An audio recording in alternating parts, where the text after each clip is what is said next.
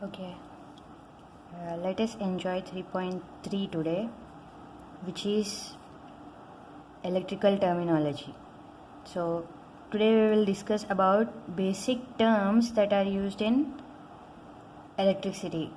The technical terms which we come across while dealing with electrical stuff. Okay, so let's have a look into what those terms are and what they really mean. What does it mean when they say what is voltage? What does it mean when they say what is current? EMF, potential difference, resistance, conductance, all those terms should be clear by the end of this session. Okay, that is the goal of this class. Now, to start with, in the previous class, we have discussed that matter is classified into, from the electrical point of view, into conductors, semiconductors and insulators, and we have discussed about how semiconductors, conductors and insulators behave and where they are used and what are those. So we got some idea regarding those. And we also discussed if we have a piece of a conductor and there are free electrons in it. Okay, so those free electrons, it is actually some kind of a sea of free electrons which are floating and moving around here and there randomly, same like houseflies, how they move randomly here and there with energy. So if we take a piece of conductor, the sea of free electrons moving here and there randomly, that is how the charged particles are inside the conductor. And now what does the term current mean is nothing but the net flow of these charged particles. So if I track one particular charged particle, it moves like this, like this, like this, like it will move here and there, here and there, and again let's say it has ended up here. So from here to here it ended up in this direction, right? So for this particular charged particle, the movement, the net displacement is from this point to this point.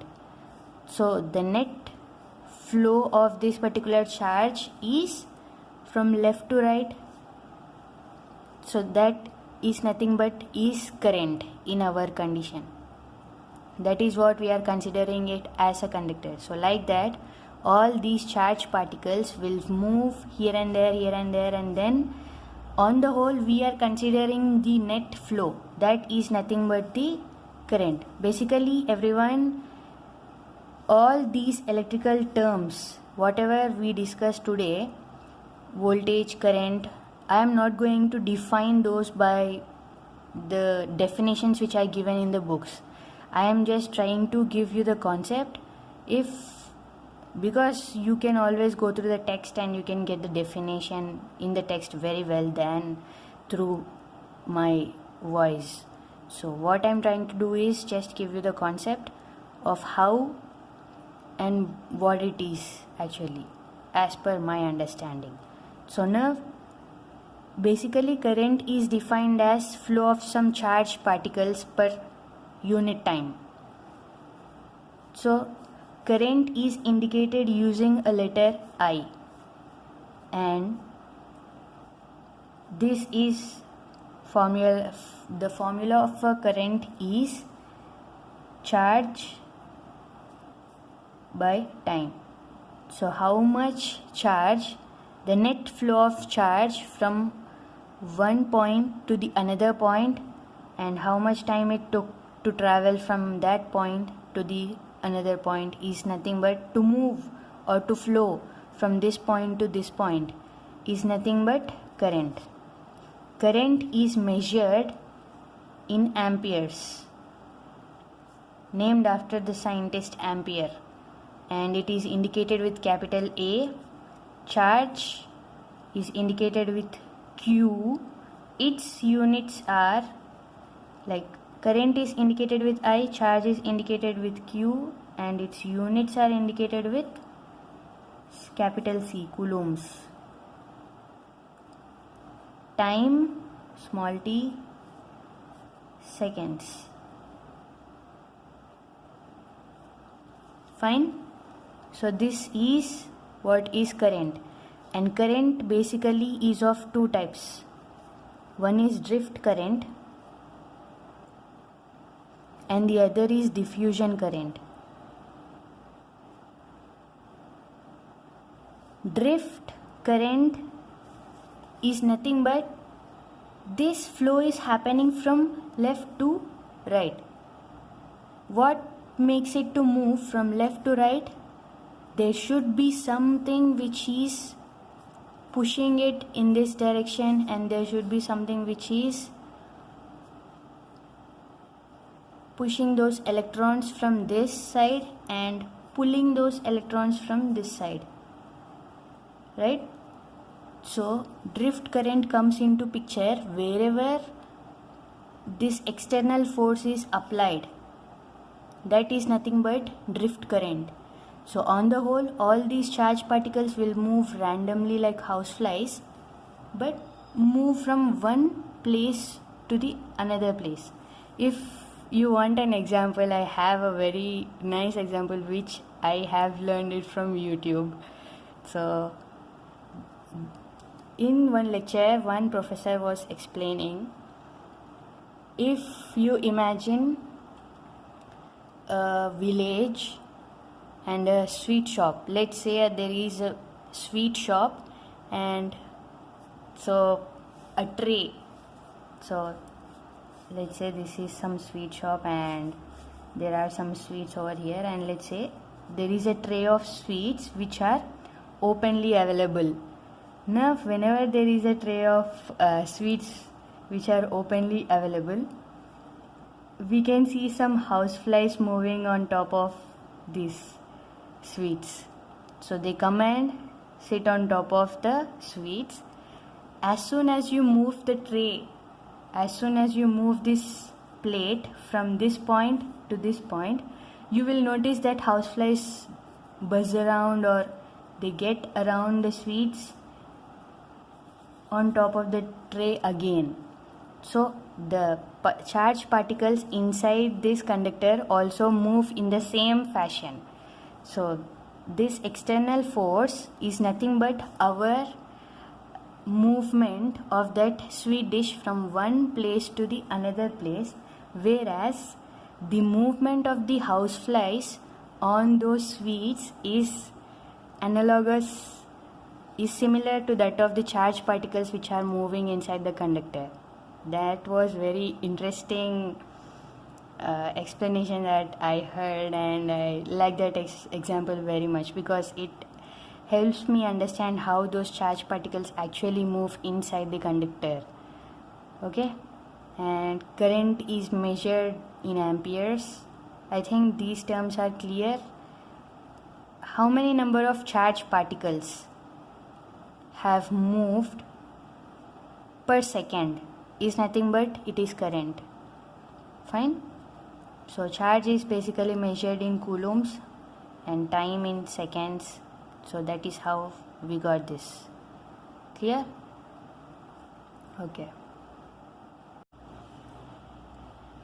Diffusion current is something which happens on its own.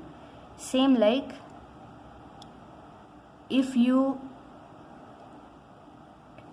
take a room and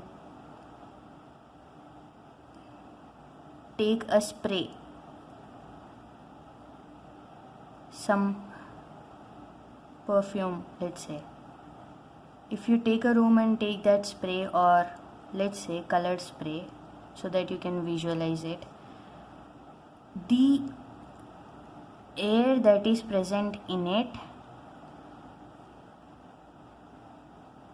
has some charged particles already, but the perfume smell or the color is not high in concentration. So the charged particles or the particles of the color or the perfume is of less concentration here. The concentration of perfume particles is less here. Whenever I spray it in this particular room, it spreads in this gas. So the perfume gets spread, or if you take a hit spray or whatever it is, if you take a color spray, that gets diluted into this whole area. So that is nothing but diffusion. So from high concentration to low concentration, the movement which happens on its own is nothing but diffusion. So diffusion current is also same. So if there is a condition, if we create a situation where in that particular piece of material, if we happen to have high concentration of charge carriers or charged particles in one location and low concentration in another location, the diffusion current usually takes place till that spreads out evenly. That is what is happening in case of diffusion current. Here we are not trying to apply any external force, but in drift condition we have to apply external force for this particular current to happen. Here we are moving that particular sweet tray from one location to another location for those houseflies to move. So here we are applying some external force. Okay, that is nothing but, you can consider it as some voltage or potential that we are applying, electric potential that we are applying to that particular piece of conductor over there. So external force applied so that some current takes place, that is drift, and the diffusion is something which happens on its own. So here this is a piece of wire, a copper wire, and this is some battery. So what happens if I simply connect one terminal with another terminal? If this battery really has some potential, it is simply known as shorting sometimes, because we are simply connecting a conductor like this. So we do have symbols for battery, that is like this. So here on this battery we see plus, so we see plus here and we see minus here. That means this is negative terminal of the battery and this is positive terminal of the battery. So this is a DC source. So DC is nothing but direct current. Direct current is something which is flowing only in one direction. Another current is known as AC, that is alternating current, and this flows in two directions. Now current is nothing but simply flow of electrons, but most of them consider that current is flow of charge carriers or flow of charge. So in olden days we didn't know what actually flows inside a conductor. They thought that some positive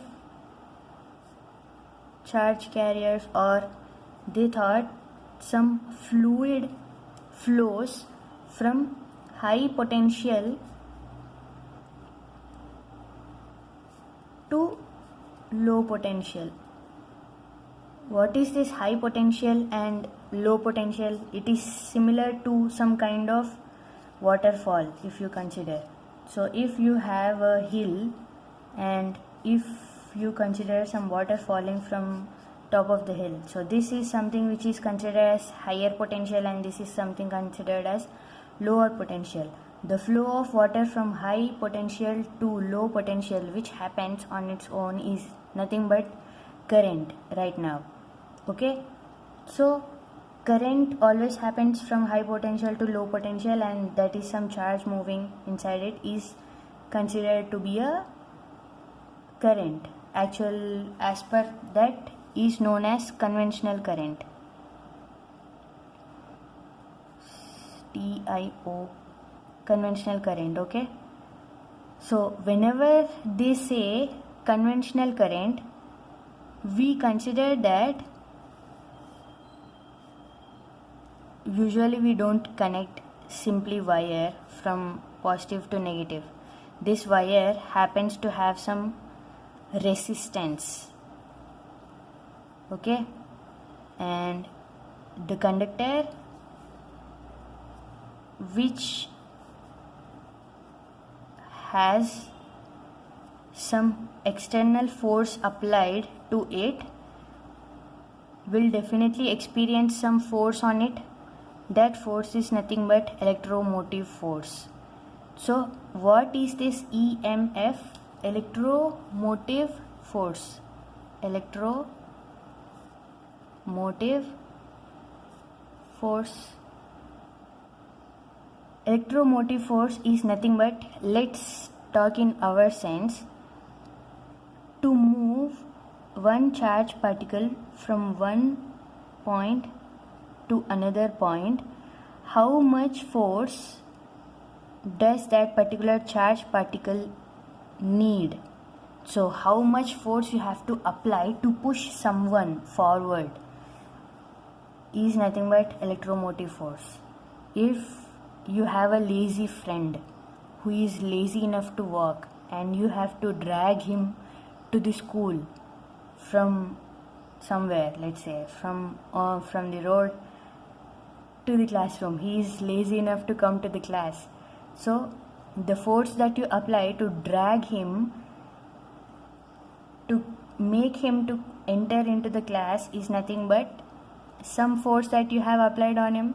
That force is nothing but electromotive force. Here this particular battery is applying that force on the charge carriers which are present inside this conductor to move from this place to this place. That's it. So in olden days they used to consider that current will flow in this direction. So from high potential is nothing but positive, negative is low potential. So from high potential to low potential is considered as conventional current, and from low potential to high potential is nothing but actual electron flow. Because if you take a piece of conductor, let's say it has that sea of free electrons, if I connect batteries positive here and batteries negative here, negative repels electrons because electrons have negative charge. So electrons tend to move in this direction. Whereas conventional current, what is this conventional current? Basically everyone consider that current flows from higher potential to lower potential. That is nothing but current, conventional current. But electron current is something which actually happens because people started using electricity even before the discovery of an electron. So that is why they don't know whether these charged particles were of negative or positive. So they simply said that current flows from high potential to low potential with this thing in their mind. Okay, actually Benjamin Franklin is responsible for all this confusion regarding what is conventional current and what is electron flow. So this is simply some direction that we are indicating. This is not some one type of current that is going on in this piece of wire, or this is not some another type of current that is going on in this wire. Whenever you connect, you can imagine it like this also.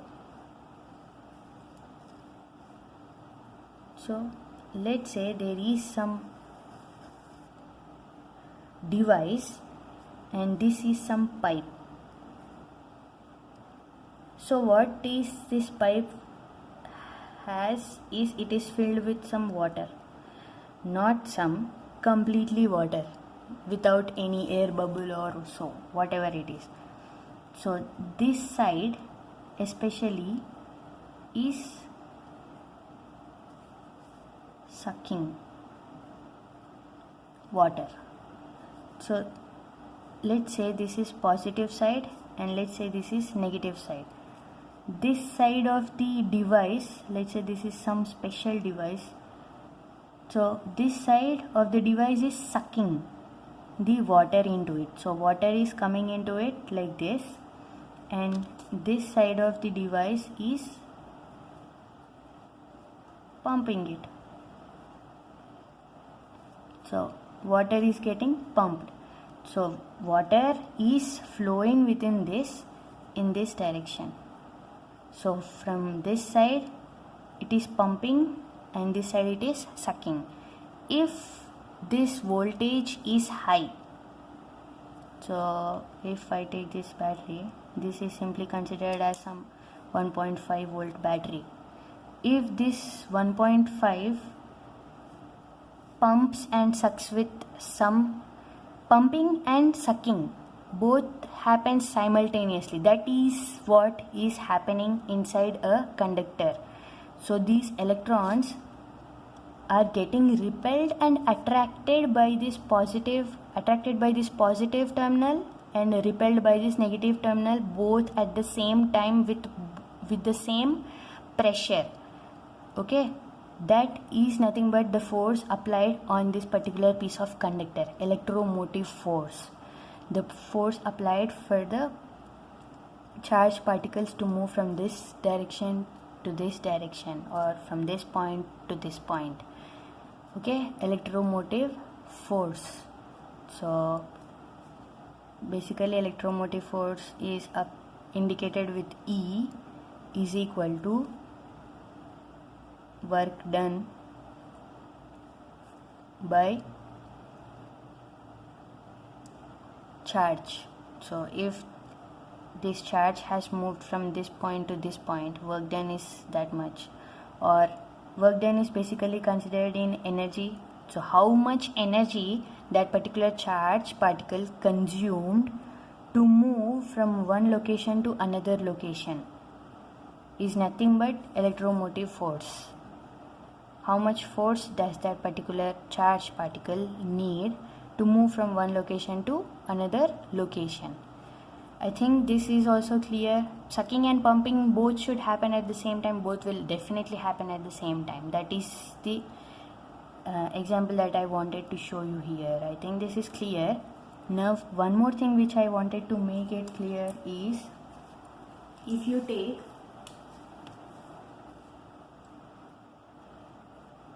conventional current is some imaginative current or imaginative direction which we have given to understand the concepts of electricity, but that is not happening in reality. In reality, water is getting pumped in this direction, but we are thinking that water is getting pumped in this direction. On the whole, work is getting done. If you put some fan, or if you put some light, or if you put something in between, bulb or anything, it glows as per the voltage applied. So in the same way, if you put some turbine or whatever in between, so with the force of the water movement, that turbine rotates. Simply, for example, for understanding purpose, I have taken that example. So on the whole, electrons are moving from negative terminal to positive terminal. But in convention, what is convention? In general view, everyone consider that current flows from positive to negative. when in actual the current is flowing from negative to positive, and that flow is happening because of electrons. Clear with conventional current and electron current? So electron current is in this direction, whereas conventional current is in this direction, from positive to negative. But what is happening in actuality? Electrons are moving from negative terminal to positive terminal. No other extra current is happening, because most of the students get confused. This is another type of current that is going on, and this is another type of current. That is not the case. Simply electrons are moving from negative to positive. That is the only thing which is happening inside the conductor whenever we have such connection. And in reality, we will never connect a wire directly with the battery, and this is a dead battery. Sometimes if you have enough voltage, you will notice some spark. Okay, so that is something which basically people say it as some shorting has been take place, or it is shorted. Okay, we will discuss about this later on further. Okay, first, now what you have to consider is electromotive force is something, the force or energy required per charge to get this work done is nothing but electromotive force. So this is measured in volts. This can also be called as voltage. This is measured in joules. Charge, coulombs, COULOM, coulombs. Okay, I think this is clear. And potential, from high potential to low potential, what is this difference? Is nothing but potential difference. So if the slope of this is very less, or let's say the slope is like this, the potential difference is only this much, from high to low. If the slope is like this, the potential difference is higher, so the voltage that the difference between these two particular points is very, very high. So if you consider these 2 points, what is the difference between those 2 points is nothing but potential difference. Sometimes they consider it as voltage. Okay, so you should not get confused with all those terms. All those terms are simply indicating with how much pressure those electrons are moving in the conductor. If the voltage is high, the rate of flow of electrons is high, or the pressure with which they move is high. If the voltage is low, the pressure with which they move will be less. That's it. Nothing to get confused. And if you have any doubts, please make sure to ask, and make sure that you get all these things very, very clear enough without any confusion. You should have full clarity on it, all these terms. And I think I have covered units also. Now let us go into resistance. So I took the example of pipe. So if this pipe is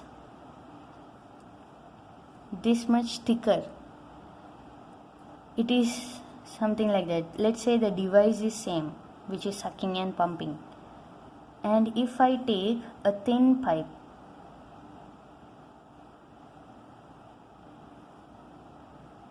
it is not like this, it will be even. If you take these 2 pipes, the flow of water will be more in this, but the pressure with which the water flow is less when compared to this. The pressure will be more here, the pressure will be less here, but the flow per second, that is nothing but current, will be high here and that current will be less here. So this is something which is telling us about resistance. Resistance is nothing but, here if you take a pipe and if you simply close its mouth or close its nozzle in front, you will see that pressure increases. Okay, if water is coming from this pipe and if I start to close it, you will notice that water starts to move with a lot of pressure, right?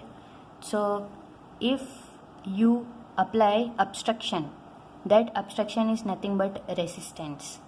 So here in a thin pipe, the resistance or obstruction for the movement of those water is very very high when compared to a wider pipe, wider diameter pipe. So that is about a resistance for now, and resistance is measured in ohms, OHMS, which is named after the scientist George Simon Ohm. And conductance is another term which is simply indicating, is this wire, is this piece capable of allowing charged particles or not. If the resistance is less, conductance will be more. So ulta ohms, the symbol is simply flipped inversed, so it is mhos. It is indicated in, or the units of conductance is mho, measured in mhos or sometimes Siemens, and indicated with G. This is indicated with R. Current is indicated with I. Voltage is indicated with V. And you will get such diagrams. So whenever you have a closed path with some resistances, with some voltages, this is simply said as some circuit. If you consider only this particular piece or something like this, this is something which is considered as network, and this particular is known as branch R1 or whatever you call it. These are some terms which you have to remember, and I think it is clear now what is current, voltage, resistance, conductance, potential difference, electromotive force, and what are those units, conventional current and electron current, differences between those two. Okay, so you should have a clear cut view of what is current and what is voltage. Most of them also get confused what is current and what is voltage. Voltage is nothing but the rate with which the electrons are moving, or you can consider it as some pressure with which they are moving. It is the actual force that is making it to move. Are charge carriers moving or not is nothing but current. Okay, is there a flow? Is there a movement of water inside this pipe? If the water is moving, then there is current. If the water is not moving but water is present inside this pipe, then there is no current. The water should move, only then current is present or available. Okay, even if there is water inside this pipe and those water are still, that means there is no flow of the water, that means there is no sucking and pumping going on here, that means there is no current in this particular piece of pipe.